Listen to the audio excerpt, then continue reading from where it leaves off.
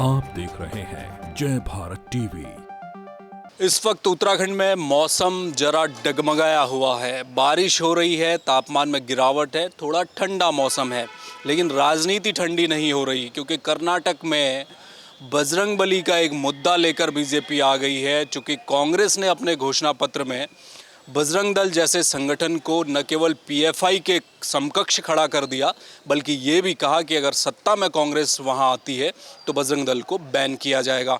इसको लेकर अब राजनीति शुरू हो गई है। एक तरफ बजरंग दल के कार्यकर्ता है जो विरोध कर रहे हैं, दूसरी तरफ भाजपा सवाल उठा रही है। कांग्रेस के दूर उत्तराखंड में बैठे जो लोग हैं वो क्या सोच रहे हैं, उस पर चर्चा करेंगे। हमारे साथ शीशपाल सिंह हैं जो कांग्रेस के प्रवक्ता है, प्रदेश प्रवक्ता है। सर, बजरंगबली का मुद्दा उठा रही है भाजपा, कह रही है कि ये न राम के हुए न बजरंगबली के हुए।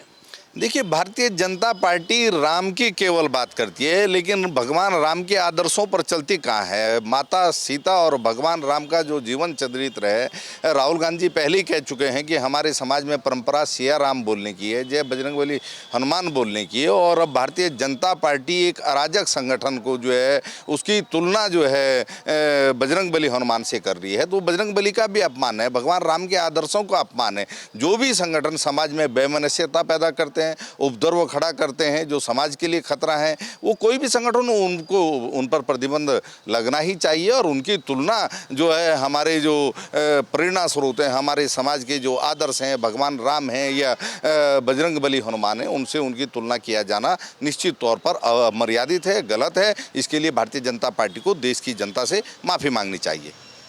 सर, सवाल ये है कि कर्नाटक में जो भी अभी तक कुछ एग्जिट पोल आए हैं, जो सर्वे हुए हैं, उनमें कांग्रेस सत्ता में आती हुई दिखाई दे रही है। मैनिफेस्टो में बजरंग दल को बैन करने का ये मुद्दा आया है। बीजेपी इसको अब पूरी तरह से उठा रही है, कह रही है कि कांग्रेस को माफ़ी मांगनी चाहिए। आपको क्या लगता है कि कांग्रेस को वहाँ कोई दिक्कत आने वाली है इस मुद्दे में?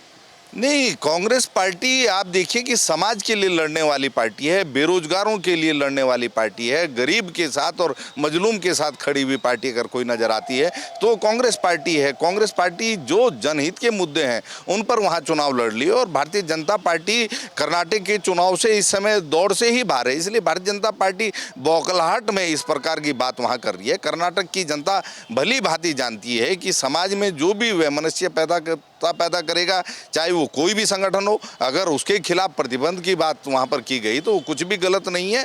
और ये जो हमारे भगवान राम से, हनुमान से जोड़ने का प्रयास किया जा रहा है, ये गलत है। इसके लिए निश्चित तौर पर भारतीय जनता पार्टी को माफ़ी मांगनी चाहिए और जनता इनको माफ़ नहीं करेगी। इसके लिए बजरंग दल के कार्यकर्ता तमाम पुतला दहन कर रहे हैं, वहाँ आपके मैनिफेस्टो भी फाड़े गए हैं, जलाए गए हैं। बजरंग दल के कार्यकर्ताओं का ये कहना है कि पीएफआई जैसा संगठन जो कि जिस पर कि आतंकवाद का ठप्पा लग चुका है और जिससे भारत सरकार बैन भी कर चुकी है, उसके समकक्ष आपने बजरंग दल को खड़ा कर दिया जो कि भगवान हनुमान की स्तुति करने वाला संगठन है। और आप कैसे कह सकते हैं कि वो लोग धर्म के खिलाफ काम कर रहे हैं? ये आरोप बजरंग दल के कार्यकर्ताओं का। देखिए, बजरंग दल जो संगठन है, आप पूरा देश आप जानता है, वहाँ पर कर्नाटक की जनता भली भांति जानती है कि बजरंग दल जो है बजरंग बली का नाम लेकर के समाज के अंदर क्या कर रहा है। आपको तो भगवान का नाम लेने का अधिकार ही नहीं है।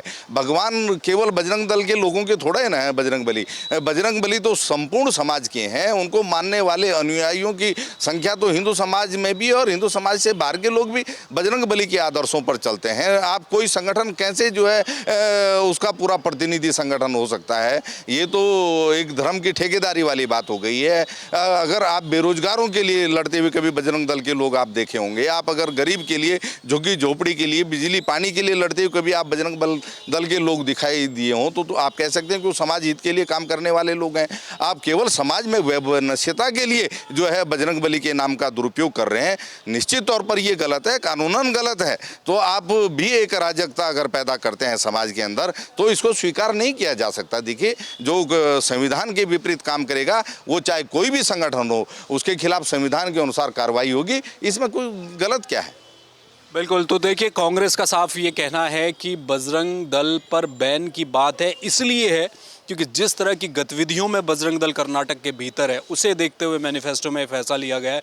चूँकि कांग्रेस का ये भी मानना है कि बजरंग बली का कोई ठेकेदार नहीं है। उनका कहना है कि बजरंग दल अपना एक जो संगठन है वो अगर उसे बैन करने की बात की जा रही है तो इसमें बजरंगबली को टारगेट न किया जाए, भगवान बजरंगबली को टारगेट न किया जाए, जो कि भाजपा ऐसा काम कर रही है, ये आरोप कांग्रेस के। बहरहाल अब देखना यह है कुछ ही दिन बाद कर्नाटक में वोटिंग होने जा रही है, क्या वहां पर जनता इस मुद्दे को लेकर वोट करेगी या फिर विकास सबसे बड़ा मुद्दा कर्नाटक के भीतर होगा। कैमरामैन मयूर उपाध्याय के साथ हेमंत, जय भारत टीवी।